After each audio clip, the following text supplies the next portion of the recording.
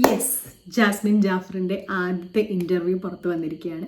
അപ്പോൾ ഇതിനെപ്പറ്റി സംസാരിക്കണോ വേണ്ടയോ എന്നൊക്കെ നമ്മളുടെ ഇഷ്ടമാണ്. അപ്പം ഒരു ബിഗ് ബോസ് പ്രേക്ഷക എന്നുള്ള നിലയിൽ ബിഗ് ബോസ് ഒരു 100 ഡേയ്സ് കണ്ടതിന് ശേഷം അല്ലെങ്കിൽ അത് കാണുന്നതിൻ്റെ ഇടയിലും ഞാൻ പല റിയാക്ഷൻ വീഡിയോസും ചെയ്തിരുന്നു. അപ്പോൾ അതൊക്കെ നമ്മുടെ ഇഷ്ടമാണ്, പ്രതികരിക്കണോ വേണ്ടയോ എന്നൊക്കെ ഉള്ളത്. അപ്പം എനിക്ക് ഇതൊക്കെ കേട്ടപ്പോൾ പ്രതികരിക്കാനാണ് തോന്നിയത്. ജാസ്മിൻ തന്നെ തുറന്ന് സമ്മതിക്കുകയുണ്ടായി. നിശ്ചയം തീരുമാനിച്ചൊരു പെൺകുട്ടി 100 ഡേയ്സിലേക്ക് ഒരു ഷോയിലേക്ക് പോകുമ്പോൾ അദ്ദേഹത്തെ തീർത്തും അവഗണിക്കുന്ന പോലെ, അല്ലെങ്കിൽ ആ ഒരു വിശ്വാസം പങ്കിട്ട ഒരു വിശ്വാസ വഞ്ചന കാണിച്ചത് ഇത് ശരിയല്ല, തെറ്റാണെന്ന് തുറന്ന് സമ്മതിക്കുകയുണ്ടായി ജാസ്മിൻ ജാഫർ. പക്ഷെ എന്നിട്ട് പോലും അതിനെ ന്യായീകരിക്കുന്ന പല പല സെൻറ്റൻസുകൾ.